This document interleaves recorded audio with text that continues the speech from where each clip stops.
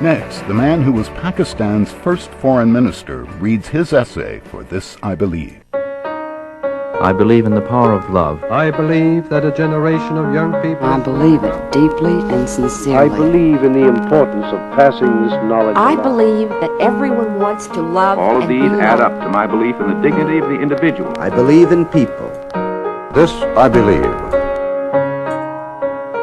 For many people in the Western world, Islam is a religion that still evokes strong reactions of fear and prejudice. Many countries in Europe are considering banning burqas, and plans to build an Islamic community center near Ground Zero have angered many Americans. It seems that in the years since the September 11th attacks, non-Muslims have only grown more suspicious of Islam and those who follow its teachings.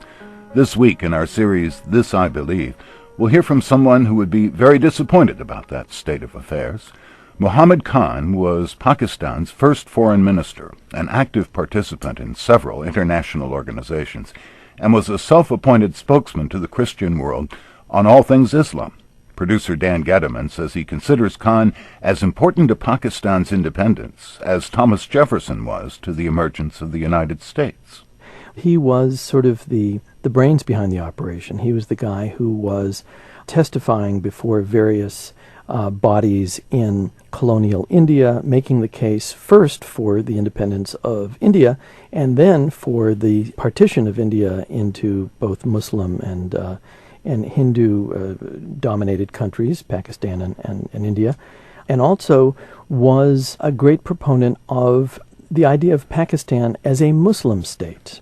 At this moment in time, that sort of has a bad ring to it. You know, we think about Iran, we think about the Taliban, we think about other places where a theocracy has been installed. But in the early days of Pakistan, the people like Sir Khan, who were coming up with the whole notion of an independent Pakistan, were really thinking about establishing a republic that was based on sort of the purest form of Islam in terms of how to treat your citizens, how to treat minorities within the country, how to treat other countries, how to deal with conflict, etc. He just had this larger-than-life role in the birth of Pakistan, and then went from this sort of nation-building role, if you will, to becoming its main diplomat. He represents Muslim Indians earlier than that in the League of Nations. He ends up at the birth of the UN, representing Pakistan at the UN. And then he moves from being a diplomat to a jurist. I should mention that he was a lawyer, and a very skilled lawyer.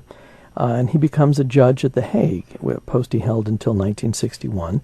And then fast forward to 1970, he becomes the president of The Hague. And also in the middle was the president of the UN General Assembly. He knew that Islam had acquired a reputation for intolerance around the world, and he found that very upsetting, being a devout Muslim. He said that Islam has, from the beginning, proclaimed and inculcated the widest tolerance.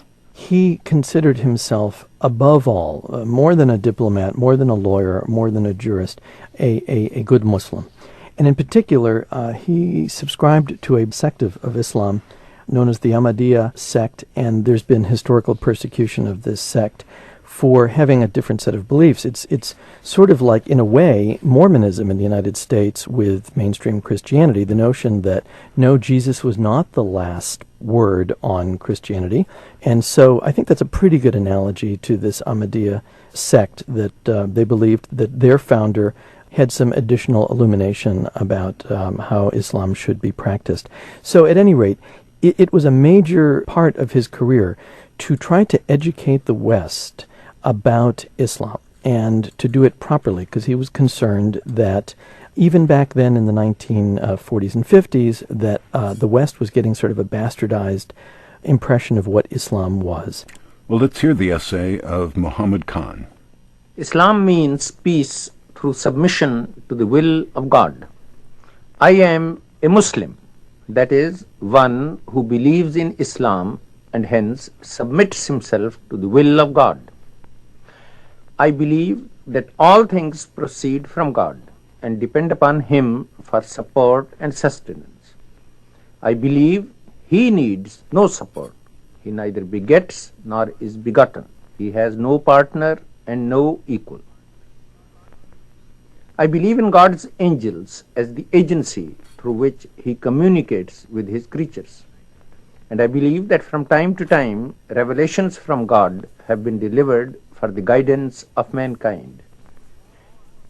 I believe in all of God's prophets, Noah, Abraham, Moses, Jesus, Buddha, Krishna, and that the Holy Prophet Muhammad, on whom be peace, was the last law-bearing prophet.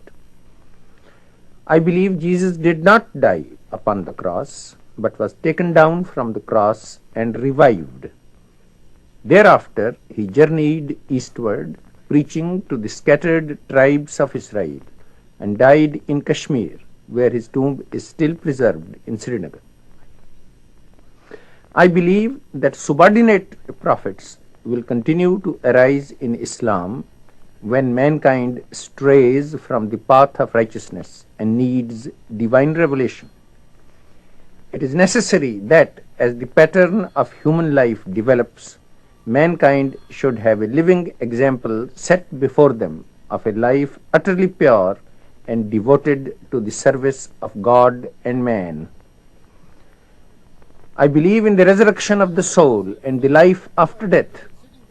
I believe that the object of man's existence is to seek union with God through the cultivation of divine attributes in himself.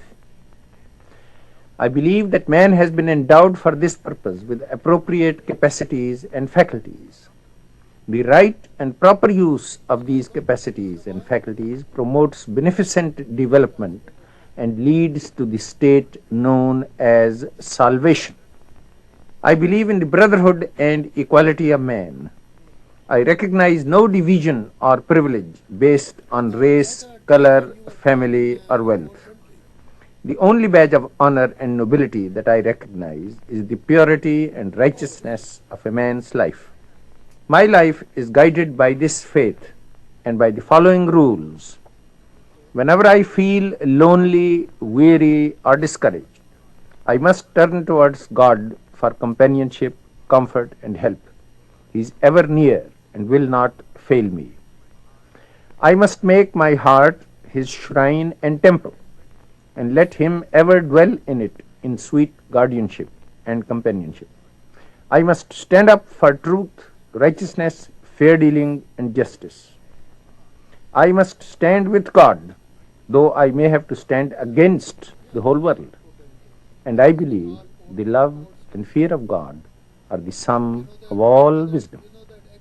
Muhammad Khan, for this I believe. We've heard several essays from devout Christians. This is the first from a devout Muslim, and I was astonished at this one little paragraph here that seems almost gratuitous. He says, I believe Jesus did not die upon the cross, but was taken down from the cross and revived. This is a central belief to the Ahmadiyya sect of Islam.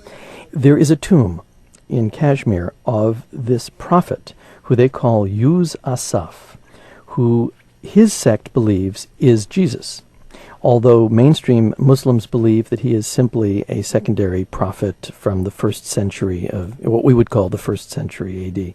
But they believe that this was the historical Jesus who actually did not die but was revived and was whisked out of occupied, Roman territory and brought to India, where he lived out his life into old age and became a great sage, a great prophet, and then died and was buried and is entombed to this day in Kashmir. I wonder how this went over with the listeners of CBS Radio in the 1950s.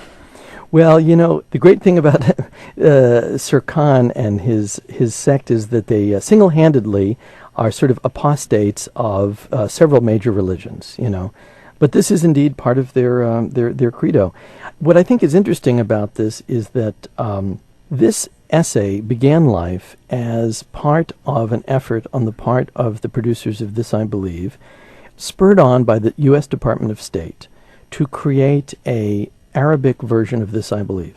The Middle East was considered a very strategically important part of the world in terms of the worldwide fight against communism. The concern was, just like in Africa, where you had these former colonies who were starting to become independent nations, that they would fall under the sway of the communists and go red. So the thought was, if we feed them good pro-American sort of propaganda, that maybe something good would come of that. So they published this book in 1953 with 50 essays from people writing in Arabic, although Sir Khan was from Pakistan, and 50 Americans. And Sir Khan is one of the very few who was then able to read his essay in English, and so they put him on the air. They probably, if he had been Christian or Jewish perhaps, and he had spent half of his essay sort of repeating kind of the credo, the official credo of his religious sect, they probably would have put the kibosh on that. And as a matter of fact, that was something that they pointedly went out of their way not to do. The whole point of this, I believe, was to do something beyond reciting the credo of your faith. Muhammad Khan, the first foreign minister of Pakistan. Who do we have?